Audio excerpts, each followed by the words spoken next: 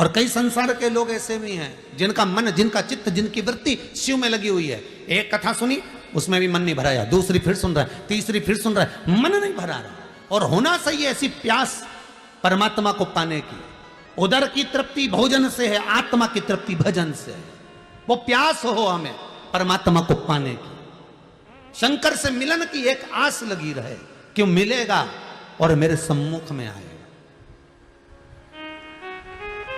वो आए, मेरे भोले तेरा सहारा है, मेरे भोले तेरा सहारा है, मेरी नैया का तो किनारा है, मेरी नैया का तो किनारा है। शंभू से मिलन की एक आस वो लगी रहे। देवराज ब्राह्मण होकर गलत कर्म में लगा रहा, बिंदु गलत कर्म में लगा रहा, उसकी चित्तवृत्ति कहीं जुड़ ना पाई, क्योंकि गुरु नहीं मिल पाया। गुरु अगर एक बार मिल जाता तो जीवन सार्थक कर देता।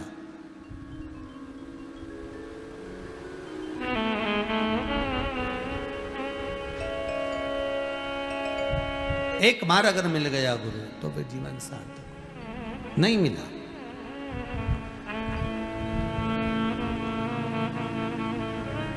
महाराज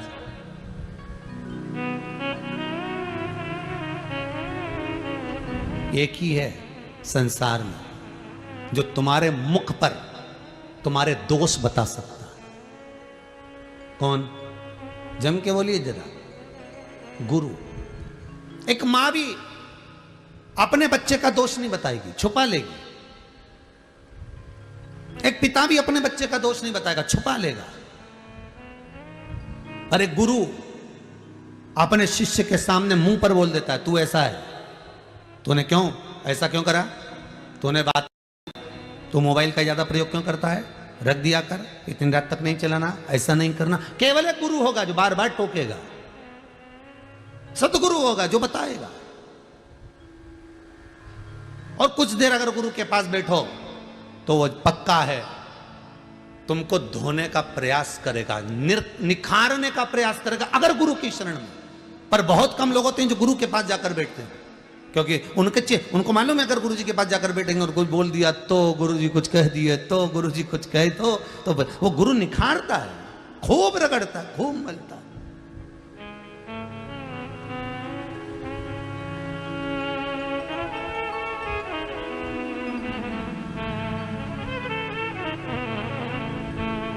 एक छोटे से टुकड़े कांच को हीरा बनाने का प्रयास केवल गुरु करता, घिस घिस कर, घिस घिस कर, घिस घिस कर। कोई सहज हो?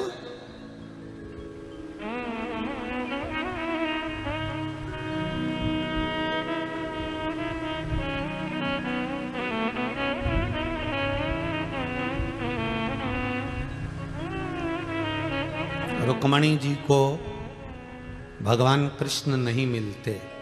मिलते क्या? किसी हालत में नहीं मिलते। शिशुपाल बारात लेकर आया था, तैयारी हो गई रुक्मणी जी को शादी की, नगर सज गया, रुक्मणी जी के भी सारे सास सज गए, पूरे नगर में 15 दिन पहले से साज और धाज लग गए। रुक्मणी को कृष्ण नहीं मिलते। अगर सतगुरु ना मिलते रुक्मणी को, फिर रुक्मणी के एक बार रुक्मणी जी जब श्रृंगार करी और श्रृंगार कर कर एकांत में बैठी थी, तब रुक्मणी के गुरु आ गए और गुरु जी ने पूछ लिया, बेटा रुक्मणी, अरे रुक्मन, ए रुक्मी, नरेश की पुत्री रुक्मणी, तू एकांत में बैठी रो रही है बेटा, क्या हो गया? गुरु बड़ा विचित्र होता है, दिल की बात को तुरंत जान जाता है। क्या हो गया तुझको, तू क्यों रो रही है?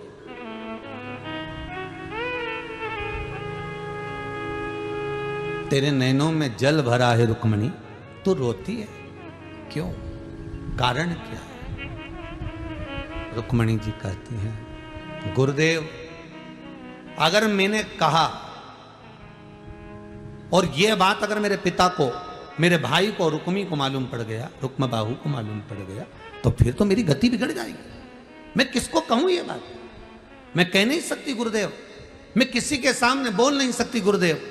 गुरुजी बोले मेरे सामने तो, पर गुरुदेव अगर मैंने आपको भी कहा, आप तो राजगुरु हो, हमारे नगर के गुरु हो, हमारे राजघराने के गुरु हो, और आपको मालूम पड़ा आपने कुछ कह दिया तो गुरु कहते हैं कभी नहीं छुपाना है। एक डॉक्टर,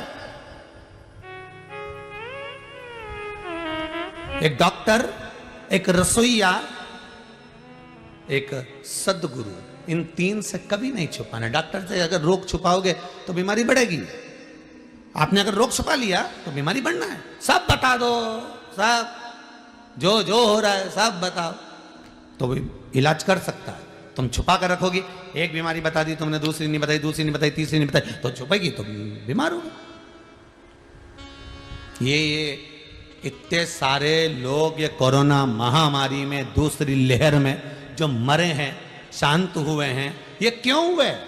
4 दिन 5 दिन तक तो घर में ही पड़े रही है, हमें तो कुछ नहीं हो रही है। खांसी हो तो थोड़ी बहुत हो रही है, सर्दी हो तो थोड़ी बहुत हो रही है, थोड़ी बहुत चल रही है, बता ऐसा होएगा ही नहीं मेरे को, ऐसा होगा ही। छुपाते रहे, ना पत्नी को बताएं, ना बच्चों को बताएं, ना किसी को बताएं, ना बताया, टेबलेट लाते रहे, खाते रहे, गोली दवाई लाते रहे, खाते रहे, बस धीरे धीरे उस बीमारी ने जड़ पकड़ ली, पकड़ते पकड़ते हृदय पकड़ लिया, श्वास पकड़ ली, और हॉस्पिटल गया, थोड़े दिन टिका और मर गया।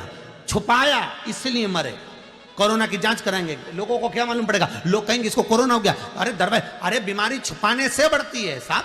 तुम तो छाती ठोक कर कह दो हाँ कोरोना हुआ है, क्या कर लोगे? इलाज ही तो होगा ना। 4 लोग बता तो देंगे कि इसको ले जाओ, पकड़ के हॉस्पिटल भर्ती करो, बेचारा ठीक हो जाएगा। पर केवल छुपाया। ये जितने मरे हैं ना, सब छुपा छुपा के मरे हैं। क्यों छुपाओ साहब? किस लिए छुपाओ?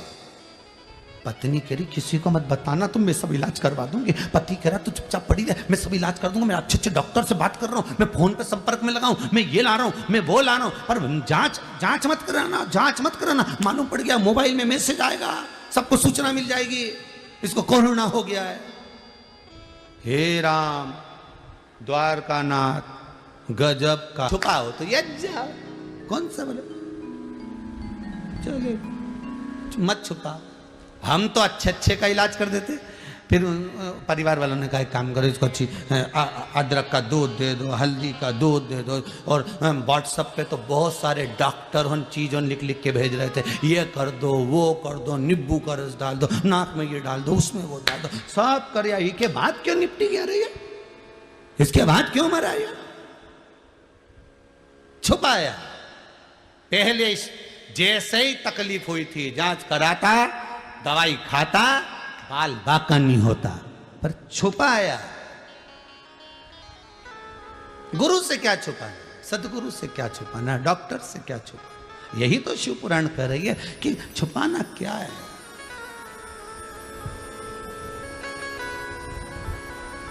रोग आया है, बताओगे कम होगा।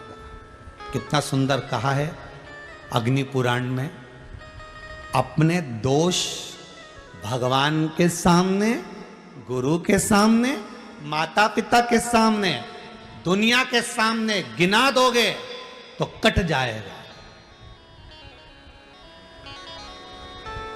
पाप दोष परमात्मा को, गुरु को बता देने पर कट जाता है। पुण्य दुनिया को, परमात्मा को, किसी को बता देने से छिन्नित हो जाता है। पुण्य भी नहीं बताया जाता, पुण्य किसी को बताना नहीं है, और पाप बता देना। मैंने झूठ बोला है साहब, आज मैंने छल करा है साहब आपके साथ में, मैंने आपके 200 रुपए ज्यादा ले लिए, मैंने आपके 100 रुपए ज्यादा ले लिया, या आप वापिस ले लिए, मैंने छल करा है साहब आपके साथ, बता दिया, पाप कट गया, दुख कट गया। आपको भी नहीं छलेगा, वो भी नहीं छलेगा। पर हम अपने दोष नहीं बताते, हम अपना भाग बताते। मैंने तुम्हारे लिए ऐसा करा, मैंने तुमको ऐसा करा, मैंने तुम्हारे लिए ये किया, मैंने तुमको ये कर दिया। हमने अपना भाग गिनाया, अच्छा गिनाया, पर दोष कहां गिनाया? केवल एक गुरु होता है जो तुम्हारे दोष गिना देता है। क्यों रे, तुमने ऐसा करा है, इधर आ, यहां बैठ, ऐसा कर, चलो सेवा करो, चलो झाड़ू लगाओ, चलो बुआरी काटो, चलो पोछा लगाओ। गुरु तुम्हारी अहंकार को गिराएगा, तुम्हारे अभिमान को नीचे पटकवा देगा, कैसे भी पटकेगा, पटक देगा। जहां अभिमान में फूले, गुरु जी ने कह दिया चलो उठाओ जरा, ये पादुका उठा के उधर से लाओ, जाओ झाड़ू उठा के उधर से लाओ। जहां अभिमान आया गुरु उसको पटक देगा तुरंत। चेले को लगेगा गुरुजी मुझे झाड़ू लगाने का बोल रहे हैं, गुरुजी मुझे बर्तन मांजने का बोल रहे हैं, गुरुजी मुझे पादुका लाने का बोल रहे हैं, गुरुजी मुझे कपड़े उठाने का बोल रहे हैं, गुरुजी मुझे कपड़े धोने का बोल रहे हैं। पर क्यों बोल रहे हैं? उसका कारण है कहीं अभिमान आ रहा है, गुरु उसको काट रहा है। वो निखारने से पहले उसको धो देगा।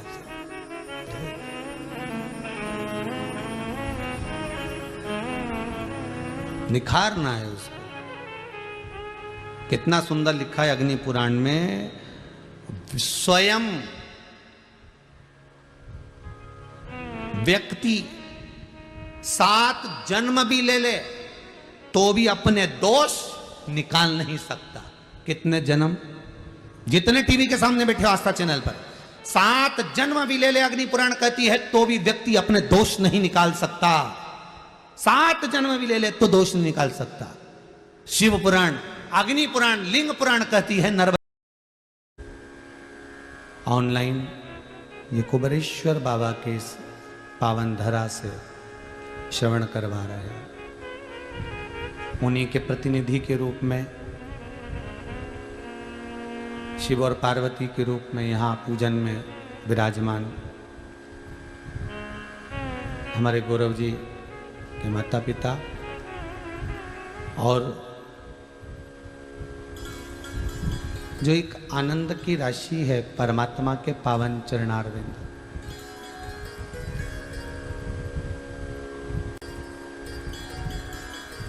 उन चरणारविंद का रसास्वादन करती संपूर्ण विश्व की धरा पर विराजमान आप सभी शिव भक्तों को नमन करते हुए आज कथा के प्रथम दिवस में अपन प्रवेश कर रहे हैं।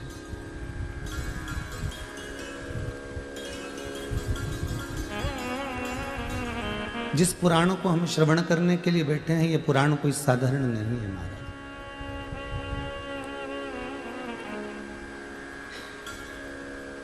ना जाने कितने कितने जन्म मनुष्य के निकलते चले जाते हैं और उस जन्म में वो परमात्मा को पाने के लिए बिलखता है।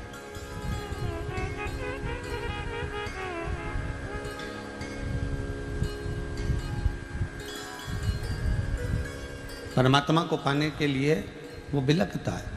उसके बाद भी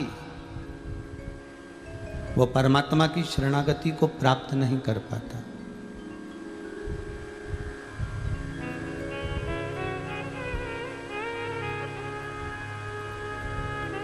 और परमात्मा की शरणागति क्यों नहीं मिलती? आप मंदिर जाएं, देवालय में जाएं, तीर्थ जाएं, और कभी आप विचार करिएगा कि परमात्मा मिलता क्यों नहीं है। जब हम इतनी ऊंची चढ़ाई कर कर वहां तक पहुंचे हैं, जब हम इतना चलकर उसके दरवाजे तक पहुंचे हैं, तो फिर शंकर को मिलने में देरी क्यों?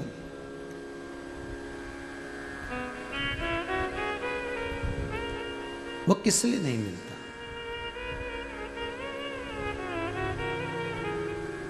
उसका एक कारण है हमारा कर्म।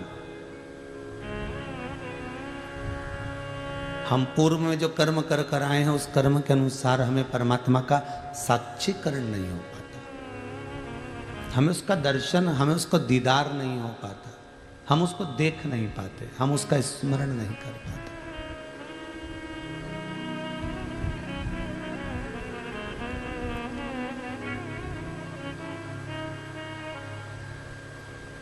पहले जो कहा इससे पहले वाली कथा में कि मंदिर जाने से, तीर्थ जाने से, कथा में जाने से या कथा को श्रवण करने से व्यक्ति का पूर्व में किया हुआ जो कर्म है वो थोड़ा थोड़ा भजन करने से, स्मरण करने से, नाम जाप करने से वो कट जाता है। जो पूर्व का बेकार कर्म है वो केवल भजन से कटेगा।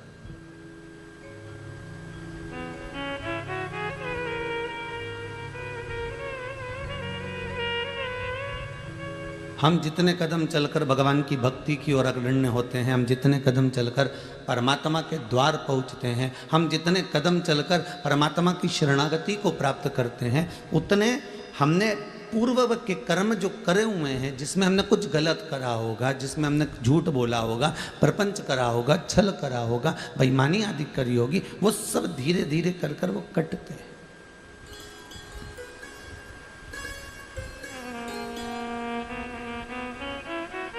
मत बुरे कर्म कर बंदे वरना पछताएगा, भगवान की आंखों से तू बच नहीं पाएगा, तू बच नहीं पाएगा।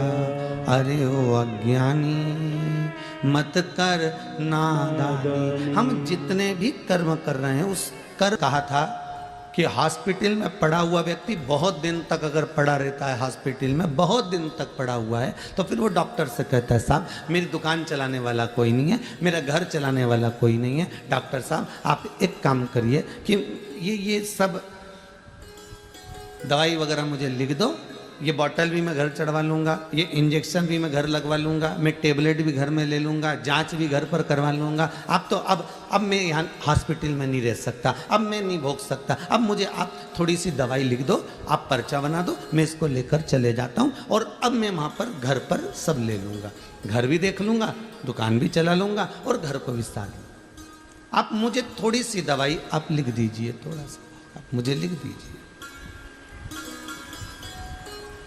आपको जो लिखना है, बॉटल लिखना है बॉटल, औषधि लिखना है औषधि, जो भी आप लिख रहे हैं मुझे लिखकर दे दीजिए, मैं उसको घर पर चढ़वा लूँगा। डॉक्टर ने कहा हम छोड़ तो देंगे, हॉस्पिटल से छुट्टी भी दे देंगे आपको, मना नहीं है महाराज, हॉस्पिटल से हम छुट्टी भी दे देते हैं आपको और हम आपको भेज भी देते हैं।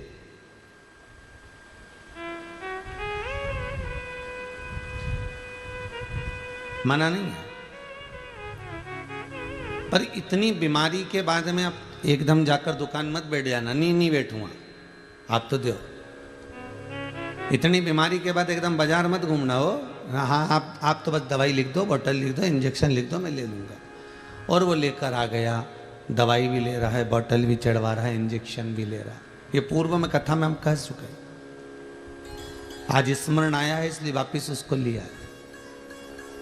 अब घर पर आकर अपने दवाई गोली ली, इंजेक्शन लगवाया, बोतल चढ़वाई, अब घर पर ट्रीटमेंट ले रहे हो तो ठीक हो रहा है।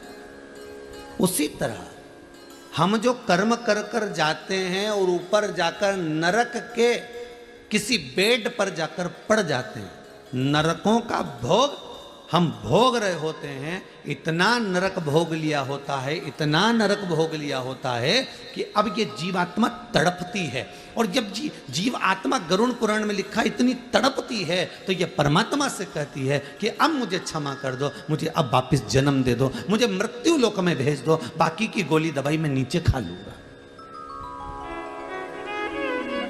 बाकी का दुख मैं नीचे जाकर झेल लूंगा, बाकी का कष्ट मैं भूमि पर जाकर झेल लूंगा। आप मुझे बस अब यहां से छोड़ दो, अब मुझे इस नरक के जंजाल से बाहर निकाल दीजिए।